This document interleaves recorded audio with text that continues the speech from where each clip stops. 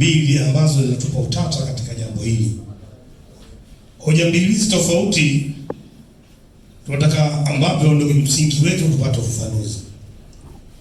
Hoja ya kwanza, klabu ya Simba ndio iliyofanya mchezo ule usichezwe baada wao kusema hatutapeleka timu uwanjani, na hiyo ilikuwa tarehe 7 mwezi wa 3 2025.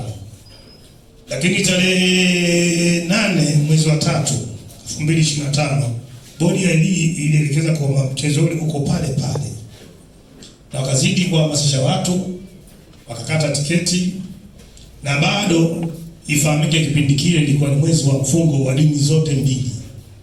Kuna wajasiriamali wakaleta vyakula mbalimbali wakitegemea watu watanunua na watapata listi kurudi majumbani kwao. Lakini kwa mshangao saa 8 mchana wakatangazwa mchezo ule haupo. Sasa basi tunataka kujua kati ya hoja hizi mbili. Hoja ya kwanza, Simba wamesema wao hawapeleki timu mikaji. Bodi iliahidi kuchunguza. Je, imechunguza na mpaka sasa kimya? Yanga tunahitaji kujua ni hoja ipi kati ya hizi mbili ambayo timu ya Simba kuziwa kutofanya mazoezi na mabosi wa Yanga au viashiria vya rushwa na uvunjifu wa amani. Kama hoja ni ya bodi ya ligi, itakuwaje tena sisi turudi mchezoni wakati tuhuma iliyokabili klabu hatujapata ufafanuzi? Kwa hiyo tulikuwa tunaomba kwanza vyombo husika, kama ni kweli bana, unaposema viashiria vya rushwa wapo TAKUKURU, unaposema uvunjifu wa amani, usalama wa raia na mali zake huko chini ya jeshi la polisi, haya majeshi yote mawili hajawahi kusema chochote. Kwa maana inaonekana leo wanapanga mechi hii, wanapanga na nani mhusika, kwa sababu wanachama wapenzi wa Yanga ndio wengi waliokata tiketi kwa ajili ya mechi hiyo, na hao ndio tunaotuhumiwa. Je, wanataka uvunjifu wa amani uendelee au kuna kitu gani kimejificha nyuma ya pazia ambayo kitahatarisha amani na usalama wa nchi?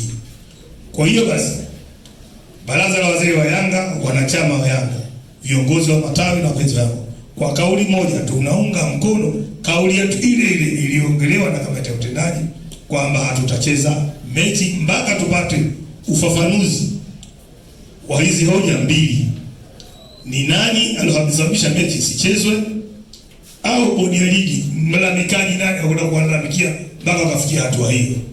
Kwa hiyo kupitia vyombo vya habari, naomba nyinyi waandishi wa habari mwe mashahidi, umati uliowazunguka nyuma yenu hao ni viongozi tu wa matawi, na kwa bahati nzuri katiba Yanga ina uwakilishi. Tungesema wanachama wote wa Dar es Salaam waje, ili eneo dogo lisingetosha. Hao ni wawakilishi wa matawi mbalimbali waliohudhuria kikao. Tuseme asitokee mwanachama yoyote au mpenzi yoyote akakata tiketi, mechi haipo. Lakini lingine, tunatahadharisha vyombo vya usalama, kwa sababu huu unaonekana mchezo mchafu uliopangwa. Asije ikaonekana mtu kavaa jezi ya Yanga ukasema mwanachama wa Yanga. Wanachama wa Yanga hawatakuwepo, wala wapenzi wa Yanga katika mechi hii inaongelewa hawatahusika. Na waliokuwa mikoani, msisumbuke kuja Dar es Salaam, msikate tiketi. Kwanza mjue pesa zenu mlizokata mwanzo zimeenda wapi, lazima tujue. Lakini pili, haya tukiacha yaendelee, vurugu zote za nchi huwa zinaanzia kwenye midomo ya watu. Ieleweke, mwaka huu mwezi wa 10 tunakwenda kwenye uchaguzi mkuu wa serikali. Tunahitaji kupata madiwani, tunahitaji kupata wabunge na kuchagua rais wa Jamhuri ya Muungano. Kwa hiyo wanachama wa Yanga, wapenzi wa Yanga, wakite fikra zao na mawazo yao kuona katika maeneo yao husika nani anafaa kuwa diwani, nani anafaa kuwa mbunge, hatimaye tumpate rais wa nchi. Huu mjadala kwa kifupi nasema leo sasa tunafanya hitimisho. Asitokee mtu yoyote au msisikie kichoto kwenye mitandao mtu katupia hizi habari hazina mashiko, ni uzushi.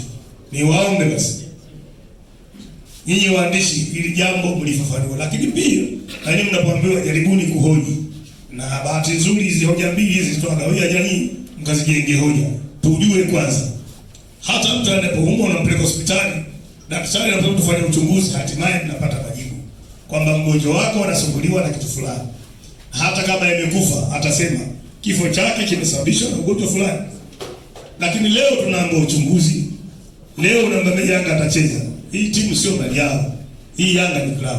Lakini pia na mwisho niwaambie hawa mashabiki ambao ni wanazamana ya serikali wasigeuze bunge ni chombo cha mzaha. Bunge ni chombo muhimu, ni baraza la kutunga sheria. Ina maana sheria za nchi zinaandaliwa pale. Wao wakitaka ushabiki wa mpira wakishoka pale wana vile kuvaa. Hamisi bin Juma kwanza kafufua ile Mweza Shooting Star. Zungu hajachelewa, aje kufufua timu mbili. Ashanti imekufa, Bongo FC imekufa. Yeye ni mtoto Elala, aje afufue ili tuonane uwanjani. Sio kupiga upatu bungeni. Hatutishiki, hatuogopi. Tunaheshimu, tutatii.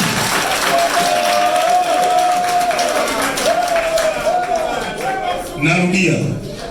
Hatutishiki, hatuogopi. Tunaheshimu, tunatii sheria na taratibu za nchi. Si vinginevyo. Yanga wale.